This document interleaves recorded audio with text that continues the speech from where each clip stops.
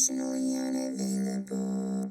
Hi, welcome to Emotionally Unavailable. This is truly a show about me and my journey. When I started Emotionally Unavailable, I thought I was just learning how to be more vulnerable. But somewhere along the way, vulnerability became transformation emotional, spiritual, human. Every guest I've spoken with has been a mirror, a teacher, a reflection of something I was meant to see. These conversations aren't interviews, they're energy exchanges. I'm not here as an expert, I'm here as a student of life. And together, we're learning what it really means to open our hearts, to show up honestly, and to find connection in the spaces we once hid from. The journey back to ourselves starts here. Today's guest is Justin LaPree, a Marine veteran, former Austin firefighter, entrepreneur, and suicide survivor who turned his darkest moment into a movement of healing. He is the founder and president of the Illuminating Collective, a nonprofit devoted to transformation through community, connection, and ancestral medicines. Justin's journey spans the battlefield, Wall Street, and the firehouse. His own fight with trauma and suicidal despair led him to create a sanctuary for deep healing and human optimization where people can transform struggle into resilience and potential into purpose. He blends ancient wisdom with modern science to help people prepare, experience, and integrate transformative journeys. Justin believes true change is not just what happens in ceremony, but in how we live afterward. He is here to share his story from suicide to sanctuary and the lessons he has learned about resilience, purpose, and the path to transformation. We had a beautiful conversation, and he was very patient with me trauma dumping at the beginning. I was very happy with it. Make sure you check the show notes for links. I will have links there, and I love you all, and thank you for being here. Here's me and Justin. I like your hat. Thank you. Okay, here's the deal. Usually I read somebody's profile again in the morning before we record and I go, where do I want to start?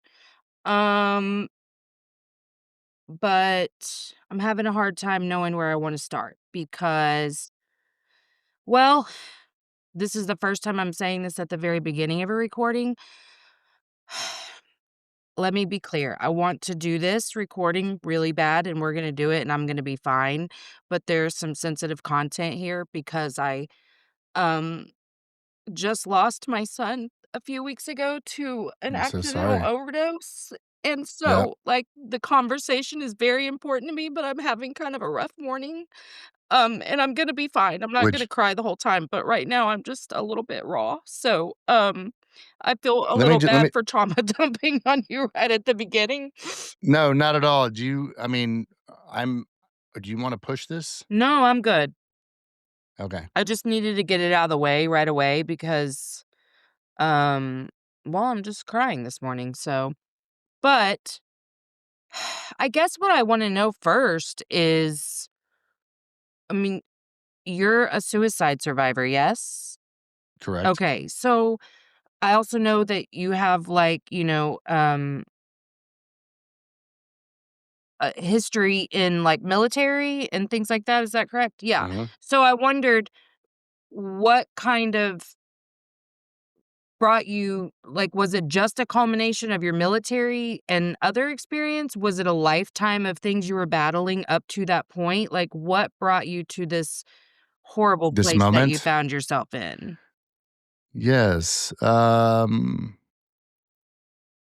Childhood trauma that I was unaware of. Okay. I was molested from a babysitter at 5. I didn't understand or have awareness of that until I was in my late 30s. Okay.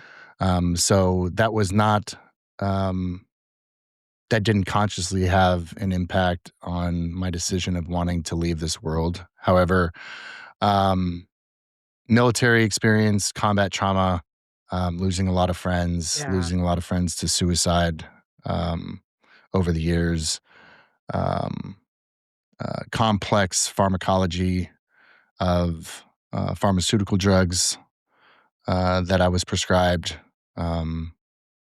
had really uh, removed me from feeling alive. Yeah. I was very numb to emotion, to um, joy. I didn't have joy in my life. Yes. So I was on 13 different pharmaceuticals. There was a period where I was addicted to opiates. Mhm. Um, this is back in the early 2000s when they were prescribing OxyContin. Yes. Gosh, Um, I remember those days. v Dangerous stuff, Yeah.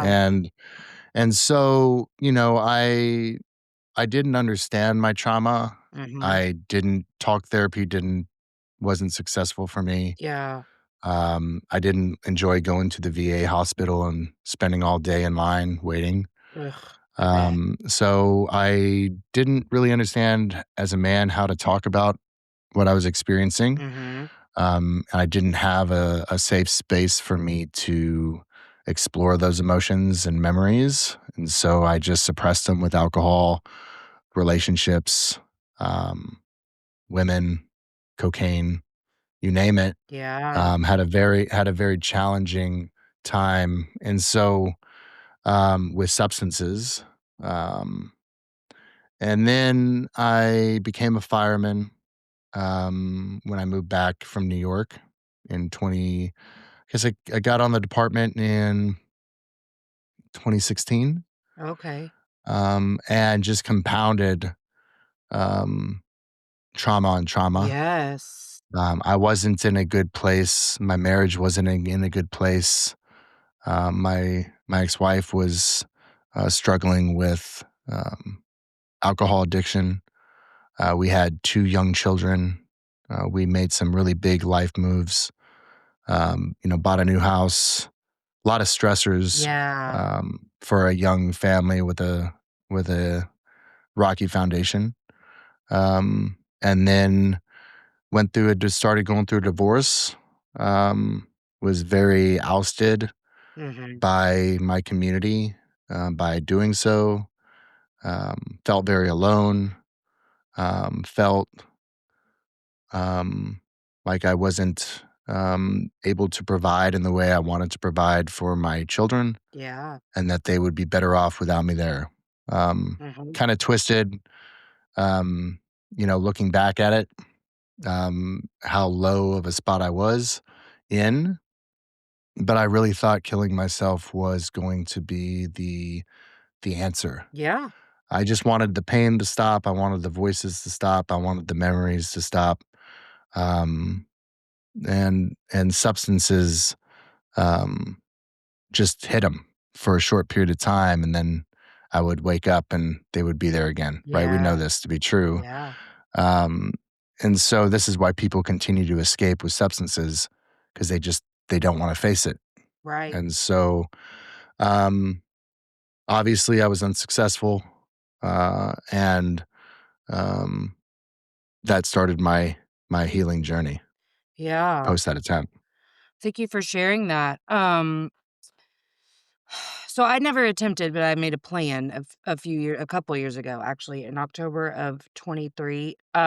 And I definitely resonate with like you get to this place where you really do believe that the people in your life are better off without you.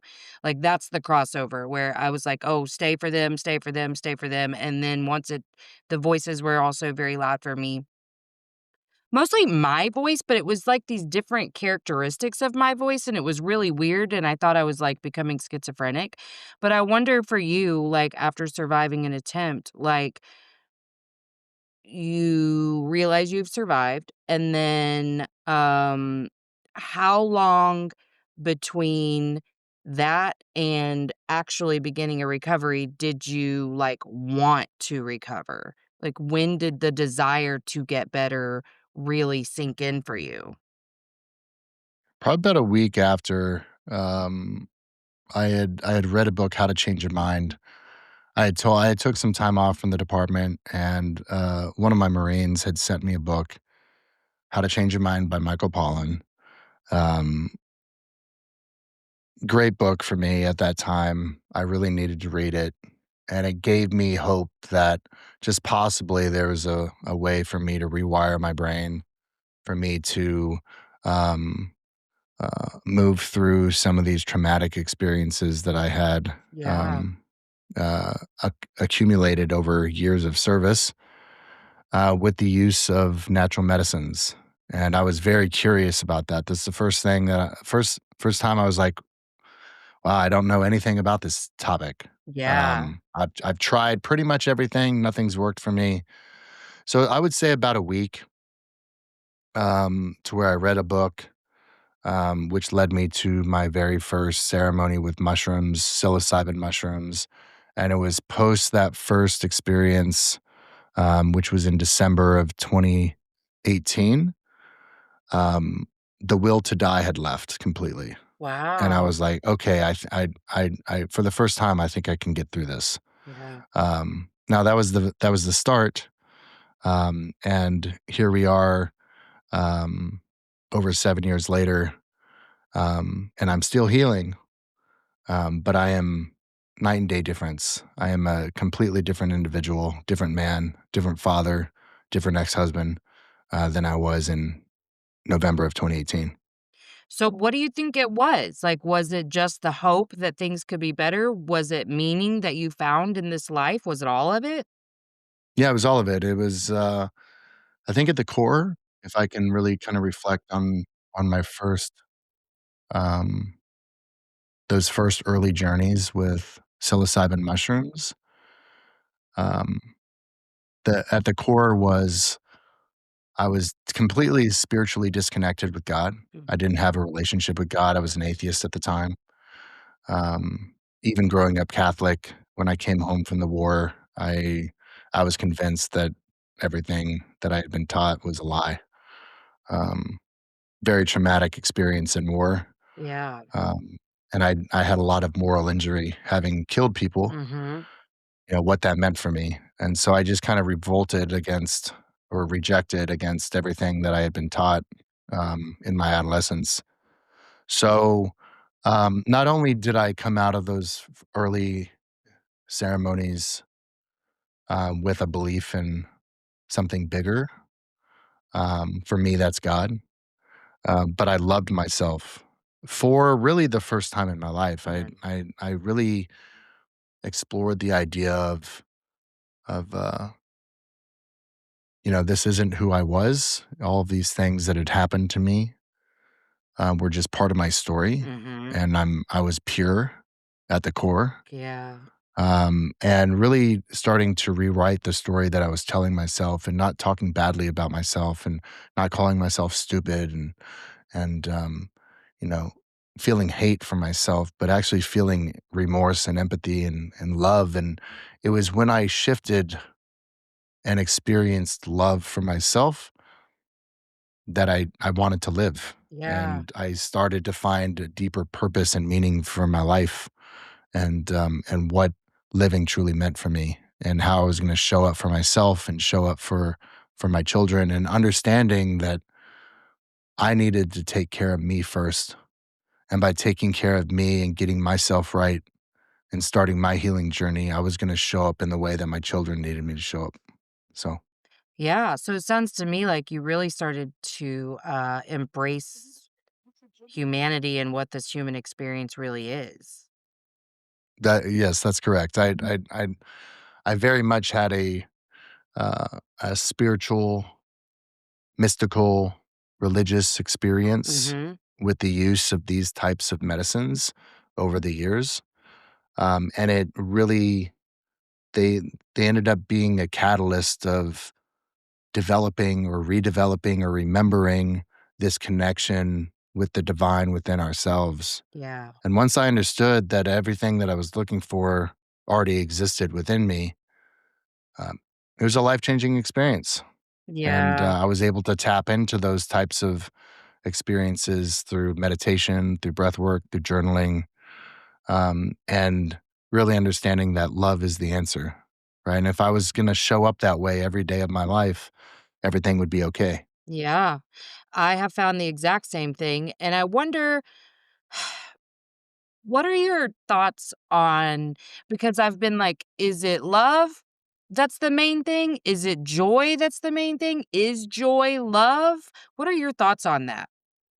I think it's all, I think they're the same. You I think do. through love, you find joy. I think through joy, you find love. I think, it's, I think that's why we are here. I think this is part of the human experience, is to experience joy and love, and I do believe that they are the same. I think you can't have one without the other. I That's think so true. when you have joy for something, you have love for something. When you find joy in spending time with somebody, it's because you love them as a Yeah. person. I'm not saying it has to be, Yeah, romantic, yeah. sexual energy love, but it's love. You care for their well-being.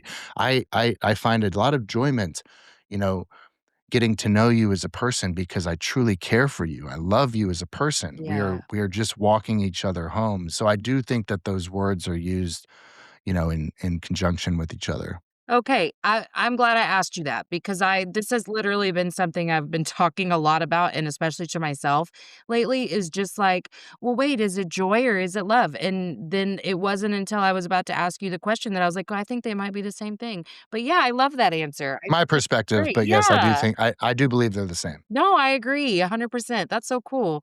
Well, and okay, so I'm not asking you to give me secrets about ceremony, but There's no secrets. It's I okay. just kinda wanna I wanna be, like, clear to our audience because, like, the truth be told, one of the last conversations I had with my son was him like, "Mom, you really need to try shrooms." And so, like, he loved shrooms, and so, like, that in and of itself is not what we're talking about. We're talking about the use of them in a very specific way, so I would like to touch That's on that correct. a little bit. Yep. Um, yeah, so, these so we're a multi-sacrament sanctuary, so we serve many different entheogenic medicines, but specifically, I can stay on mushrooms, and all of these different compounds, all these different medicines have been used in different spiritual, religious context, um, for thousands and thousands of years. Mhm, Um, and they have been used around intention, around prayer, around their community members or their tribe members, where they would come together for a collective intention of developing a deeper connection with their creator, yeah. um, their God, the universe, with each other, with themselves. And this is how they've been used. Um, now, some of these compounds have been kind of lost. We've lost touch with our elders and the traditions around ceremony. Mhm, And so they have kind of filtered out into society more as um, a recreational use. mhm, But, you know, recreation to recreate yourself, is it wrong? I don't believe so. Um, I really do think people are wanting to explore consciousness. Um, I do think that it's important to provide wisdom around the use of these medicines and mhm, how they've been used in the past. Um, so people don't use these to escape, but they use these to enhance, to learn, um, and to honor these medicines. I mean, we can agree if you do believe in God, that God created nature, that we are nature, right? We provide what the plants and the trees need to survive, and the plants and trees provide what we need to breathe and survive, and so we aren't that different.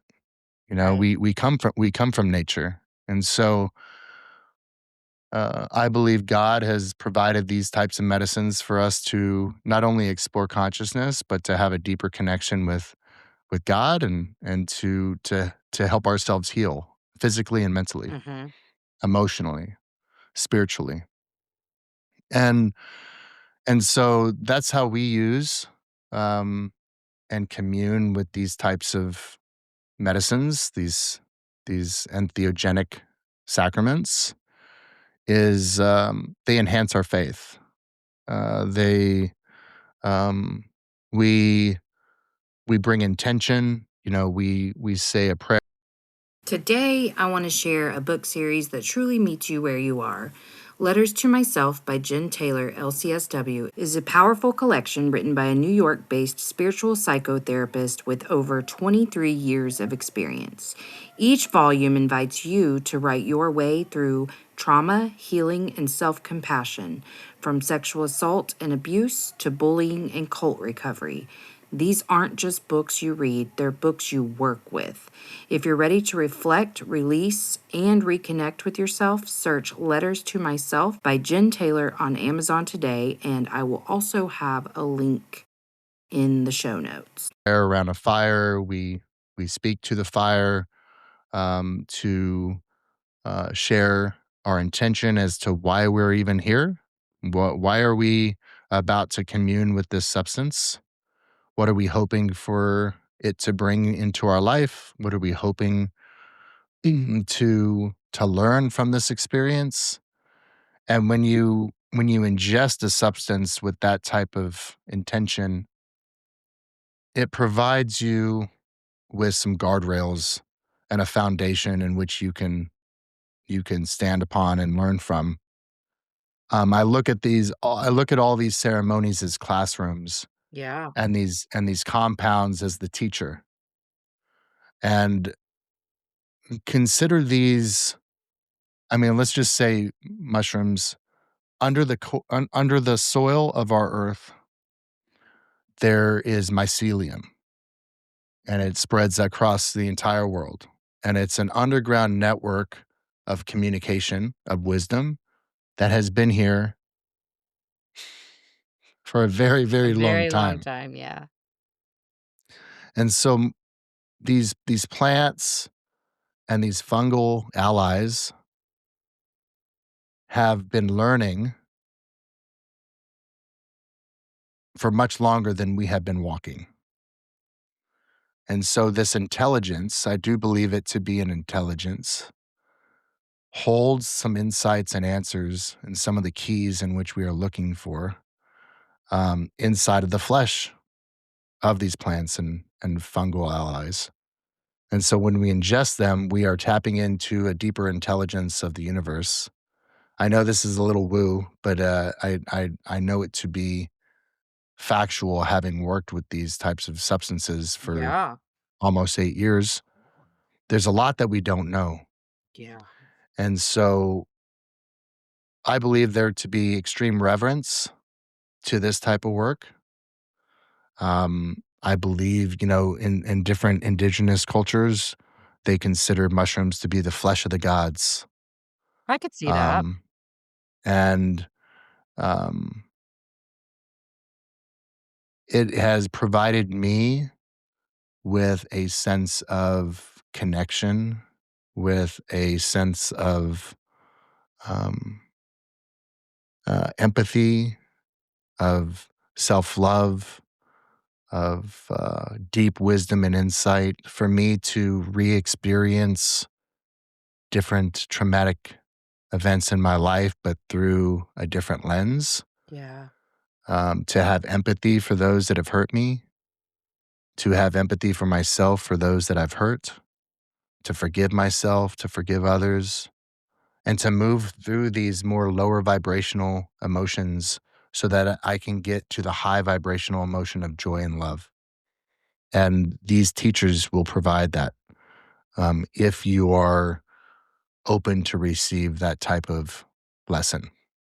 So I love that. And I mean, just to be clear, I'm not talking shit on people who are using mushrooms in their own house at I'm not all. either. I just I wish for him that he had done it more intelligently and that he had had better people around him to help him, because I know he had experiences that really scared him. Yeah, And sure. I wish that he had had someone to like, I've never done them because I have schizophrenia in my, like, family, so I was just Hmm. really afraid to touch hallucinogenics, and so while I understand some things, I couldn't understand all of them, and so it wasn't something that I could walk him through. I'm not sure he would have even let me anyway, but, yeah, so I just wanted to, as a point of clarity, just to say, like, I'm not talking shit at all. But if we are talking about people who are in a very dark place, we want them to have good people around them when they're using something for the first time to explore this part of themselves. So, Mhm. I just wanted to make that fact known too. But yeah, I love everything you just said. And I've actually never even thought about nature in general in the way that you framed it. And that was beautiful. I like that. I mean, sometimes I wish I could do them, but also, well, actually, I really pissed him off that night because I said, "I don't know, Jake. I think I'm, like, reaching enlightenment without it." And the look he gave me was so irritated with me. He was like, "You don't know what the fuck you're talking about." And I was like, "I don't know." But, I mean, and I think you can, but it's been a really long journey of, like, just different kind of mini awakenings for me, where it's like, from what I hear, when you experience the stuff you're talking about, it is kind of just, like, mind-blowing all like, not everything at once, but there's a lot at once. So, I definitely see why he was saying what he was, but I was like, "Okay." And this is why so much, I our main program is 21 weeks, with my organization, and, we spend 2 months just working with the individual to prepare them because there's so much.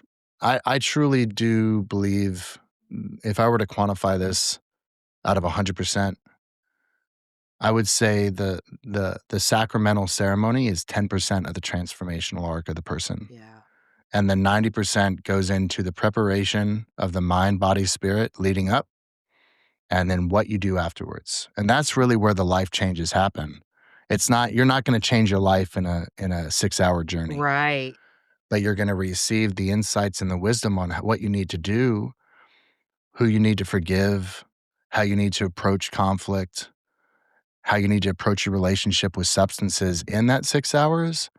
But then it's what you do afterwards. How do you integrate that into your life to be a better human, to be a better partner, to be a better parent? That's where the changes happen. And a lot of these people, a lot of society thinks, oh man, I can just take a thing and I'm going to feel better. Right? It's because that's the Western medical Right, model. that's the way we've been When taught, when yeah. when when I'm feeling ill, we practice sick care in this country. When I feel sick, I'm going to go to a person. They're going to write me a script. I'm going to take the thing. I'm going to get better. Yeah. It's just not how this work works. And um, not saying that you're not going to feel a shift, you will. But if you don't have the awareness of things that you need to work on, you're going to be right back where you started. Mhm. And for some people, these types of experiences can be destabilizing and traumatic as well if you're not properly prepared for it. Yeah, absolutely. I love wait, okay, so first of all, are people living there while they're doing is what that No, time? it's all virtual Okay. except for a 5-day retreat. Okay, okay. I was just curious about that. That And would be that would be yeah, that would be a huge lift on my part and my team. that'd be crazy, right? Um, it would be crazy. Yeah, I was like, it's, "What kind of fucking compound y'all got going?" I tell you, it would be cool, but we would be very limited on the amount of people that we could work with. Yeah, it's all virtual. It's 90 minutes a week. We have, pre-recorded content. We have a workbook.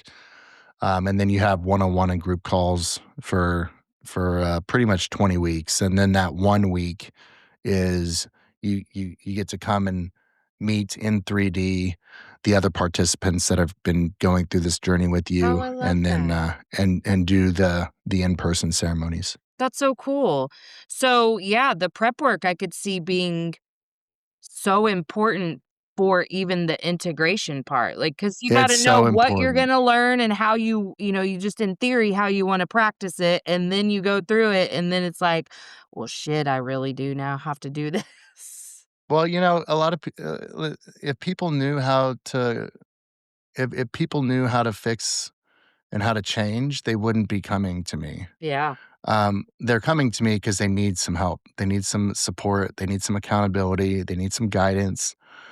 And I do believe that we have got to start to regulate our own nervous system well in advance to ever ingesting anything. yeah. Um, and I've seen very successful outcomes with people that have come in ready. It's like "Oh, I'm gonna sign up for, an ayahuasca retreat, and I'm just gonna get off a plane. I'm gonna show up in Peru, and we're gonna drink ayahuasca." And there's been no guidance on dieta, on the foods that I need to remove, on the foods that I need to introduce, on how to start to build a spiritual practice, on how to get mentally, physically, emotionally ready to even step into ceremony.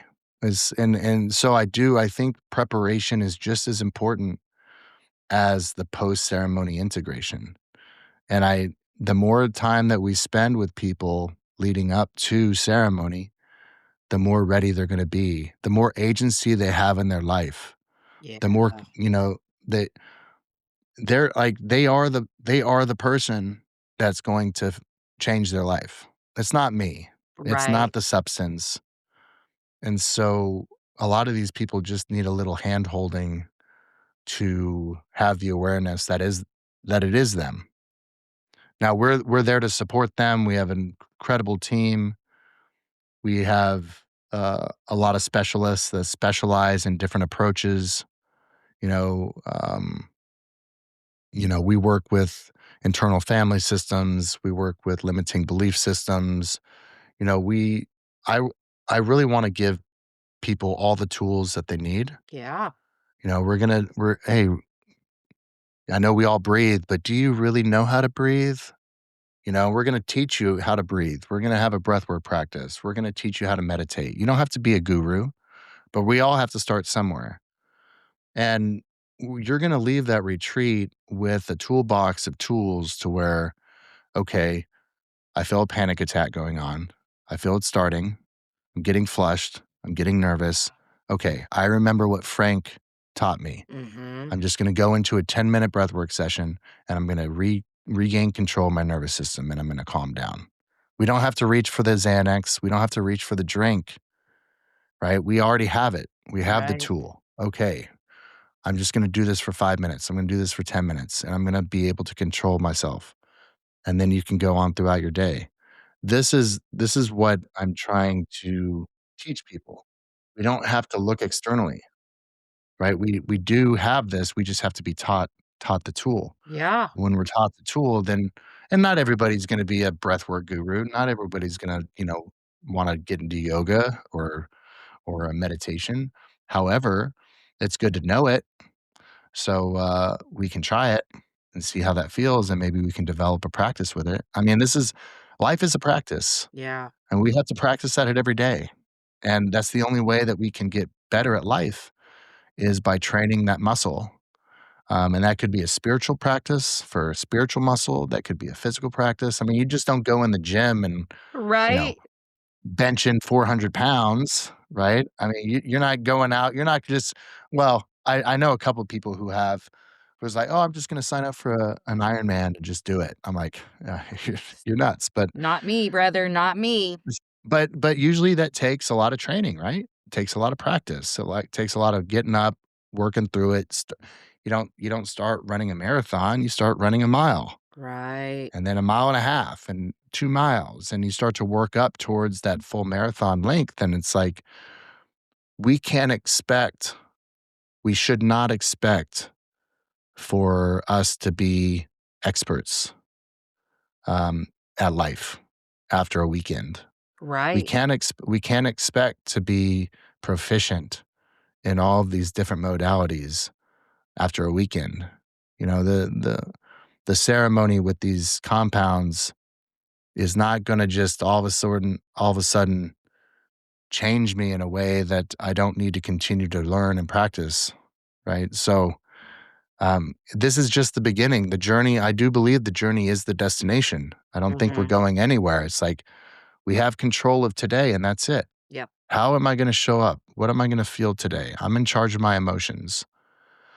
And, the past is the past, and tomorrow we have no clue. We don't even know if we're going to make it. We Right. could have a heart attack in our sleep tonight. Yep. So the only thing that I can consciously control and have any sort of enjoyment in is the now. And I think that's something that, I mean, trust me, am I a dreamer? I am. I do look in the future. Um, but that's only because I don't have a strong enough practice. It's like I need to be more in the now, and it's something that I practice at every day to be more present, to be more Yeah, present with myself and with my children and my partner and my friends and the people that I care for. You know, the now is what brings me joy. I agree, and I think it's such a good point too that even when you feel like you understand your tools pretty well, when you're first starting to use it, it's not going to instantly feel less cumbersome or like perfect at it. Like, I remember whenever I was first, because I was like the chronic overthinker. I mean, I think we all are until we, learn to connect with our bodies, but just always in my head. And it was so ugly and loud and just really heavy. And when I was first learning how to like I would always be like, "Out of your head, into your heart." And when I was first learning that, it took a long time in the process to actually be like, "Okay, now I'm in my body." Like, I didn't even know what that meant. Like, it was such a foreign concept for me because I was like, "What do you mean, connect with your body?" And now it's been my biggest saving grace in dealing with this loss because like, the Mm, mornings are hard because 'cause you're just still in that one state, and so I'll find myself in my brain a bunch, and then I'm like, "Okay, okay, okay." And just, like, I will put my hand on my stomach to breathe so that I can right. feel that connection and then focus on you different sensations in my body, and it'll help me go ahead and just cry out whatever was up in my head, Mhm, and then I'm regulated for a little bit, Like, mhm. this is a huge loss, so it's coming back in a few hours, but, like, I'm able to have beautiful conversations like this that mean a great deal to me and do other things in my life to continue to pour meaning into myself and others. And that's just because I'm using a tool. But I wasn't good at this tool when I first started it. And sometimes I'm not even like thinking about what I'm doing really. I'm just trying to feel better than I was 5 minutes ago. And That's that's right. okay too, right? Absolutely. Absolutely, thank you for sharing that, it's very true. Yeah. We're we're all just trying to be we're just trying to do the best we can, right? Yeah. And some people just don't have the tools that they need to really thrive in life, and that's I I think a big part of that is because we've lost touch with elders and the wisdom keepers and it's like my grandparents died at a very young age, in my life, and, I didn't have any sort of, um I didn't have an elder in my life. Somebody who could pass down wisdom of what they experienced and how to navigate life. If, some of us have had to figure it out on our own in hopes that we become the elder for our children Yes. and for our grandchildren, so that they don't have to start at such a deficit in this game. Right. So And, true, yeah.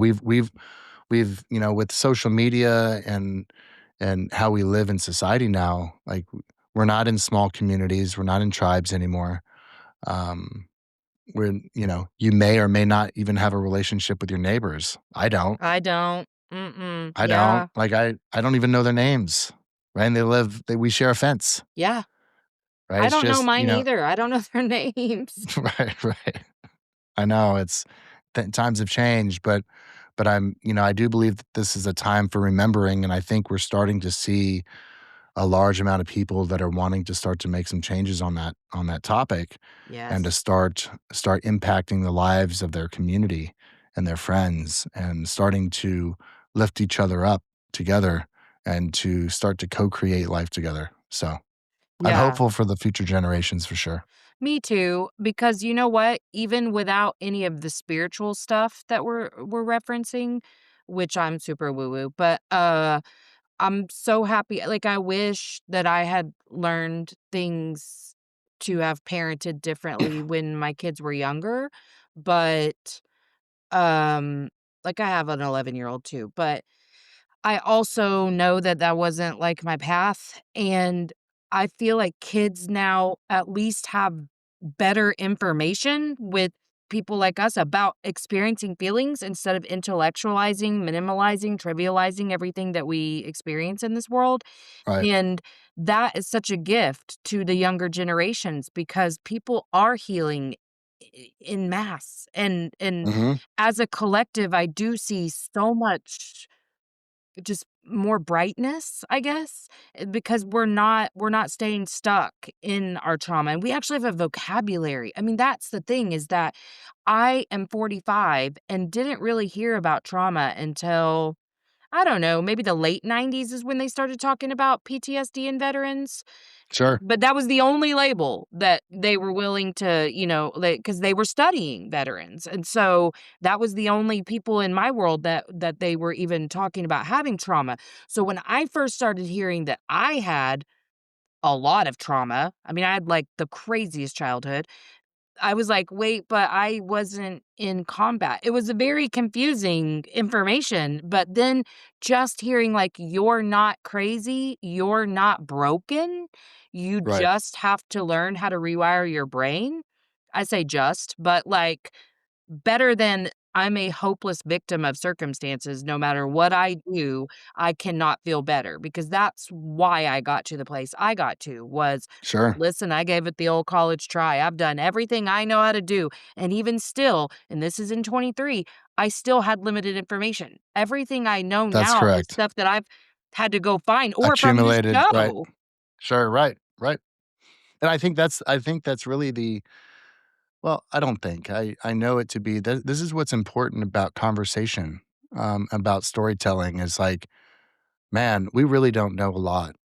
I mean, Yeah. even as a species, we think we Yeah. do, but we really don't. And there's so much out there that if we were just having the right conversations, we can learn from people. It's like, okay, what worked for you? Oh, Yes. what didn't work? This worked for me, this didn't work for me. And when we start to realize that we're not that different from each other, that we're all just trying to figure it out. Yep. We're all, we're all going through very similar things, similar emotions. Um, when we can hear it from somebody else, hear their different perspective, um, it can resonate and it can land and it can be like, huh, I never thought about it that way. Yes. And then it creates this new neural pathway of information to where you're like, huh, that really did resonate. I'm going to approach things differently, or I'm going to start to research this, or I'm going to, maybe try, a different modality. And we can really learn from each other. And because we really are just mirrors of each other, and we are very, very similar. And I think with the use of shows like this and what you're doing, I mean, how cool is that to just meet just a wide variety, diverse group of strangers that you can learn from. And Yes. if you just use it just to learn, Yes. I mean, what an influx of knowledge. I mean, truly, I had the first person who, like, gave me information to really change everything was on this show. I mean, that's why I've gotten That's more great. comfortable and even changed the intro to my show to be like, this really is about me. Like, Yeah, this really is about my growth and evolution, and we're just, yeah, like, connecting, and I'm learning from you and whatever, and I just hope that that translates to people who listen, and I think it does. But, like, yes, I'm a student here. I'm so yeah. We willing to all are. ingest Yeah, for sure. everything, but I love meeting people too who do, like, believe the same as me, because what I heard we're all the same in me, because I was, like, trying so hard to understand myself better so that I could see myself in others, because that's where compassion comes from. When you learn to That's give it right. to yourself and then you see we're not different, it's easy to lend it to someone else too. And I was like, "Okay, let me be intentional about seeing how we're the same," and just sitting and figuring out, like, what was their motivation for this? Well, what would my motivation be for that? Okay, yeah, that makes sense to me. Listen, I'm not Mother Teresa. I am sometimes a really big bitch for no reason. Like, I'm not saying I've become this, oh, I would love to be sometimes this person who's just so sweet and kind and loving all moments of the day. I'm not. But, like, Y at my core, I can feel who I truly am, and that is somebody who wants nothing more than to be a Mhm. light for myself and others. Right. Thank you. I love that. And so, yeah, earlier I was gonna ask you, but then you answered it for me, is like the insanity of that feeling of oneness, like, it's so big, it's so expansive.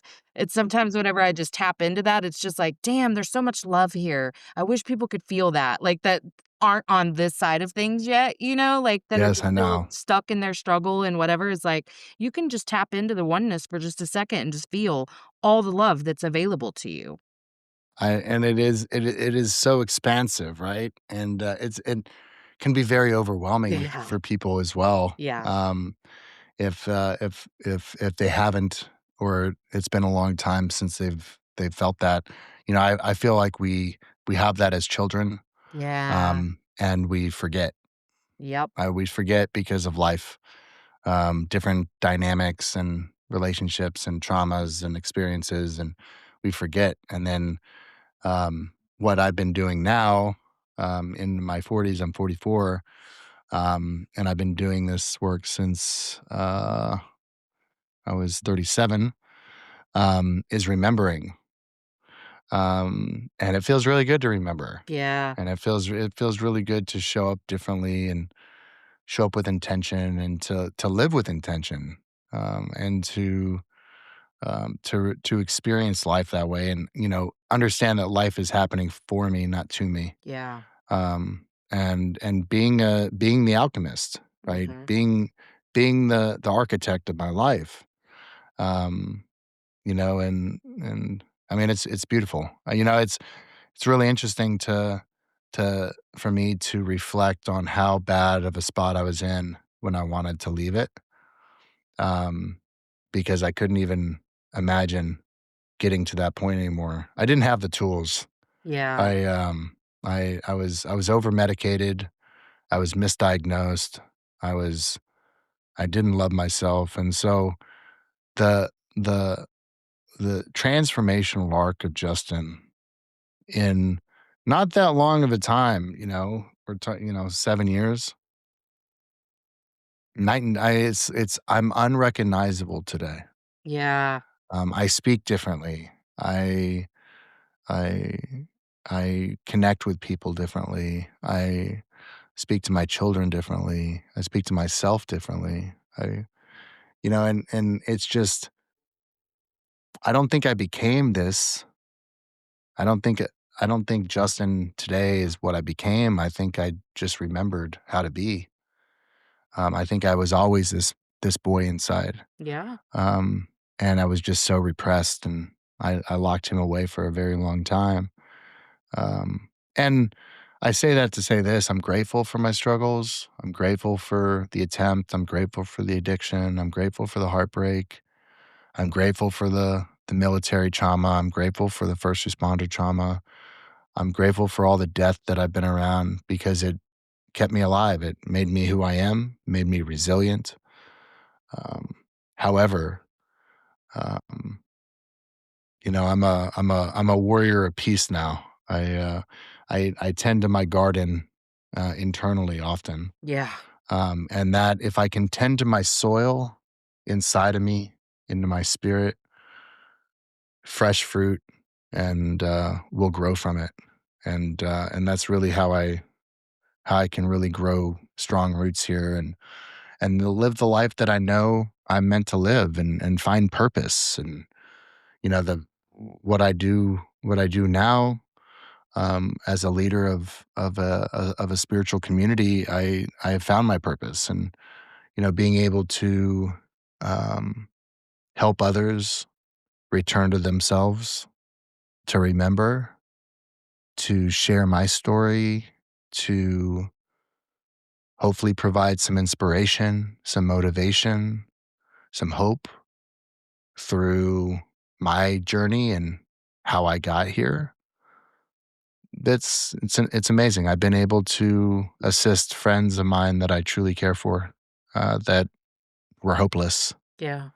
Um, and if I can improve, um, in my way the life of one of those individuals to where they have a different perspective of life and death, and they want to show up differently, and they have a closer relationship with their partner or their children.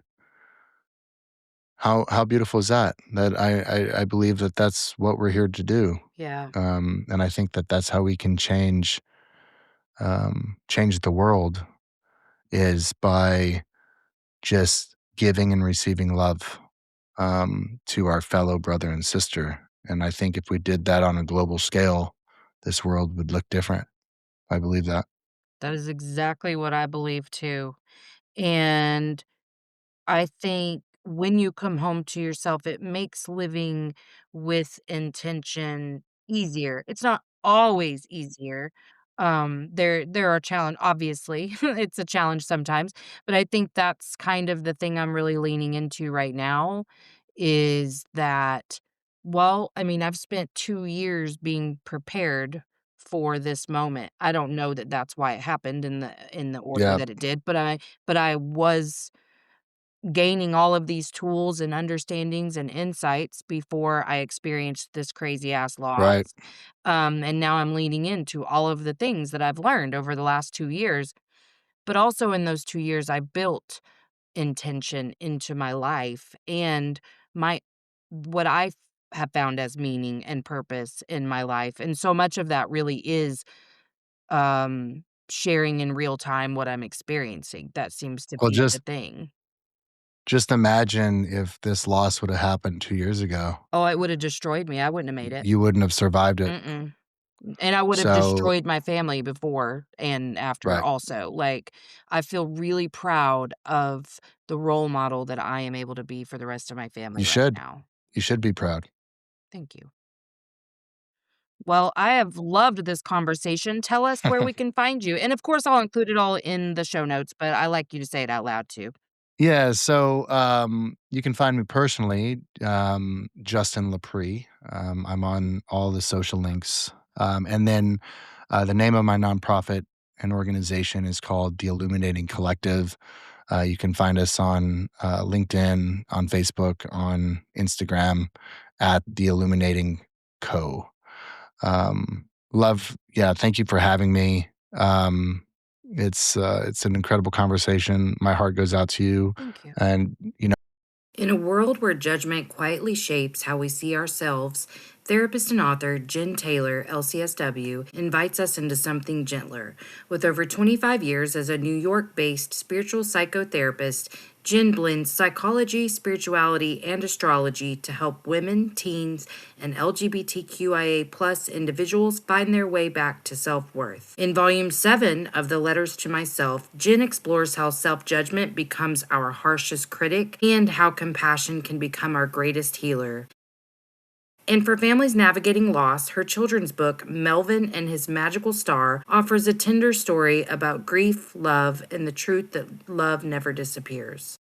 Find hope, healing, and gentle guidance with Jen Taylor. I will have links for her in the show notes. if there's anything I can do to support you, um, during this, very challenging time in your life, please let me know. Thank you so much. Okay, I'm going to hit stop if you'll hang out for 1 sec. Yeah, of course. Hey, make sure you've given the show a 5-star rating on whatever platform you're listening to if you haven't already. And check out my website, empoweredwithmelisahepner.org, or my link tree on Instagram at melissa.hepner to check out my latest offers or workshops.